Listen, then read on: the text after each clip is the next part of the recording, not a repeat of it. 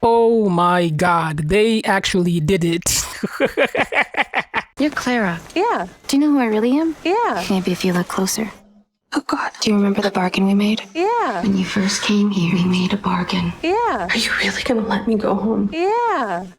What you are looking at here is not only one of the most important scenes in this episode or even in this season, it is actually one of the most important scenes in the entire show. Because what we are seeing right here is undeniable proof and confirmation of one of the oldest theories in this community. And even I myself have talked about this being a very real possibility a couple of times in the past when discussing who may or may not be working for the monsters out of the people in the town. Because since literally the first season of this show, we have been saying at least one of these people is working for the evil side of the town. The question has always been, who is it? Not if or how, but who is it? And now we know that Clara was that person, or at the very least, she is one of them, because there is no reason to assume that Clara is the only person to have ever made a deal. There could be 3, 5, or even 10 people in the town, all of whom were also coerced and deceived into making a deal with the Yellow Man, with this place, under the delusion that it would allow them to go home at some point. We just do not know how many of these people there could be. But what we do know for a fact is that it's starting to become very, very clear why none of the groups of people who came into this town have ever won at any point in history. Because just as we've talked about many, many times before, this game is undeniably rigged.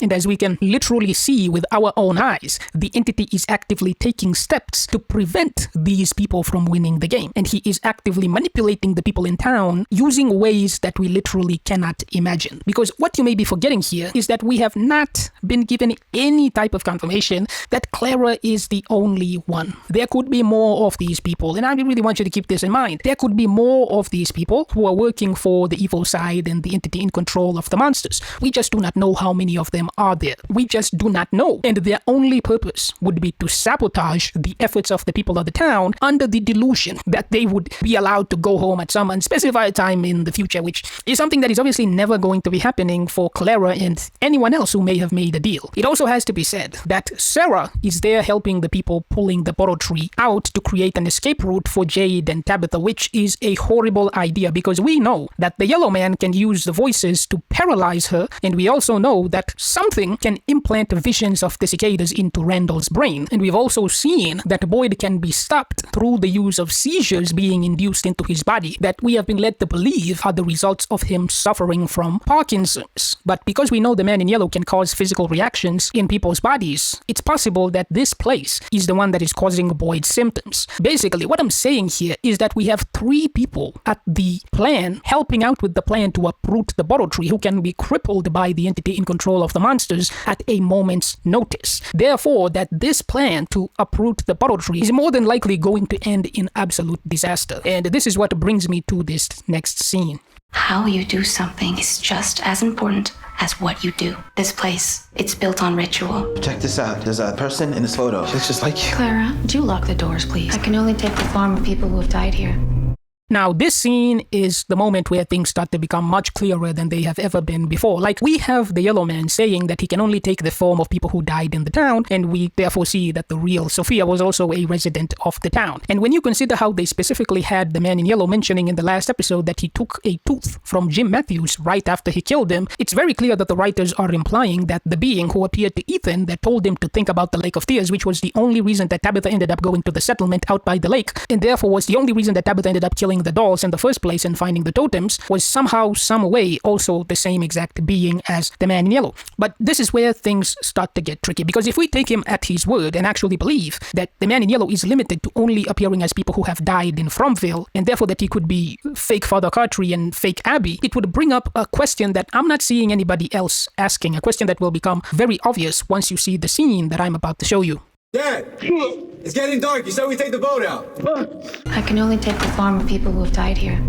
Now, what we see here with what happened to Boyd in the dungeon obviously brings up some very, very concerning questions, especially once we keep in mind that the Yellow Man specifically says that he can only transform into people who have already died. And that is very interesting to me because when you consider this apparition of Ellis that appeared to Boyd in the dungeon, that would mean that either Ellis is already dead and that the Ellis we've been seeing throughout the story has actually just been some sort of reanimated zombie type of monster, very similar to what we saw from Roger, which is how the Man in Yellow was able to appear in the dungeon pretending to be the ghost of Ellis, like what we see with the ghost of Jim Matthews, or that the being who appeared to Boyd, pretending to be the ghost of his son, Ellis, is actually just a completely different being to the Man in Yellow. Because whoever this ghost was doesn't seem to have the same limitation as the Man in Yellow, that someone has to be dead before they can take their form, like what we see with the Man in Yellow. Because we literally see that whoever this being is has the capability to appear in someone's form, regardless of whether that person is alive or dead. Because, once again, Ellis, more than likely, has never died. We also see this fake Ellis immediately disappear, very similarly to what we saw from the ghost of Jim Matthews, the kimono demon, the ballerina, and of course, fake Abby, who appeared to Boyd in the dungeon, and fake Father Cutry as well, also does the same thing as well. So it seems unlikely that the Yellow Man is the one who is appearing as these ghosts, or at the very least, there is at least one other entity who does the same thing that does not have the limitations of having to physically transform or needing access to the people's clothes to appear as ghosts so that he can manipulate people. We also saw in this episode that the Man in Yellow did not know that Elgin had found the photo of the real Sophia that was taken before she died, or that the photo was in the diner in the first place. And he clearly didn't know that Jade and Tabitha were the ones who would be going into the tunnels. And all of this obviously lines up perfectly with how the Man in Yellow clearly did not know that there was no one in the Matthews' house when he went in to find Ethan's drawings. And even more obviously, he clearly did not know where his jacket would be when he went into the sheriff's station to find it. And we once again see the same exact thing with him not knowing that Jade and Tabitha would be the one to go into the tunnels. Basically, they are once again making it very, very clear that he is not an omniscient, omnipresent, or omnipotent being, because he obviously is not in all places at once. He does not know everything that is happening when it happens, and he obviously will be defeated at some point, and therefore does not have infinite power. So this therefore means that the only reason he knows the things that he does about the people of the town is more than likely because he is using surveillance to watch them. Basically, he cannot see everything or everyone in Fromland at the same exact time because he's probably using the equivalent of security cameras to observe them. This explains why there are things that he doesn't know, because security cameras are placed in fixed locations. Therefore, he can only see from specific angles and positions. And that's on top of the fact that you have to be looking at your monitor's real-time feed of the camera to actually see what it's recording. There's also the question of who exactly is sending Victor's dad the visions of the hospital. Is the Man in Yellow really the one doing that? It's especially interesting to consider where these visions are actually coming from when you think of how the Man in Yellow was referring to Fromland as this place when he was talking to Clara in the house, in his bedroom,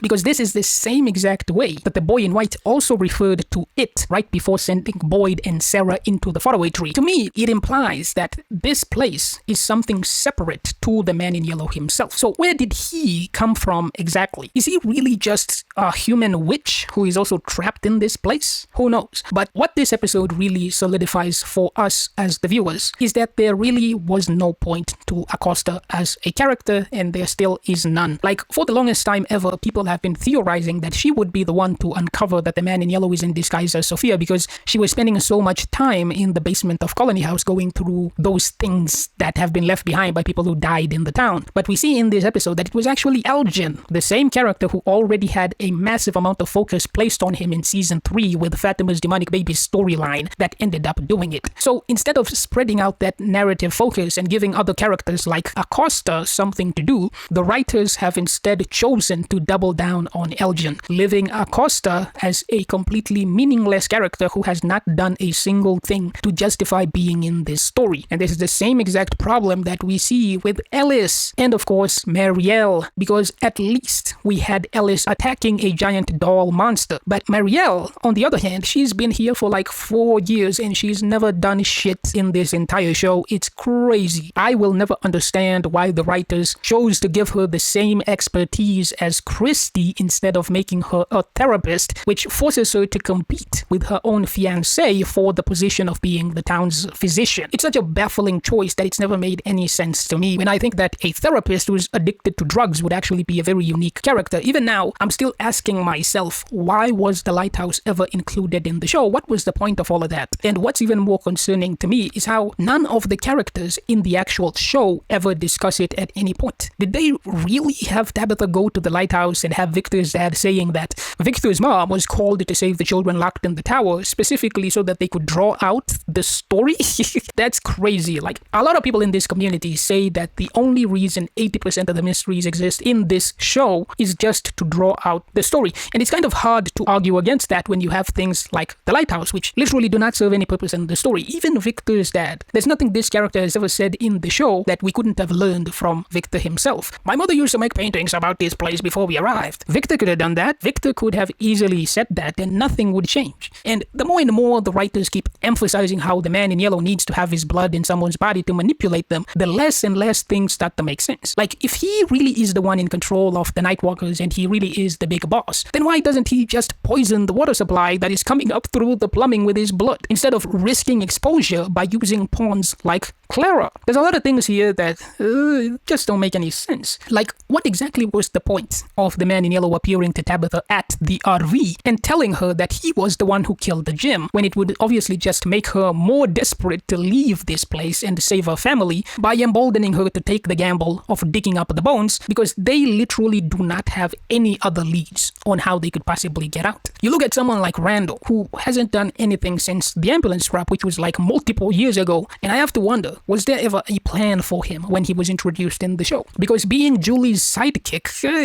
that just doesn't cut it after making him so prominent in season 2 with the whole mole storyline that ended up with him tying Donna to a tree. The smart thing to do with Randall would have been to make him be the one to discover that Sophia is not who she says she is. But what really shocks me the most about this season is that there really wasn't a point to Jim as a character. Like, I still had hope that he would be coming back to life earlier in the season, but now that we know he's really dead, I don't see a single reason why he should have ever been in the show. And I liked Jim Matthews. I really did.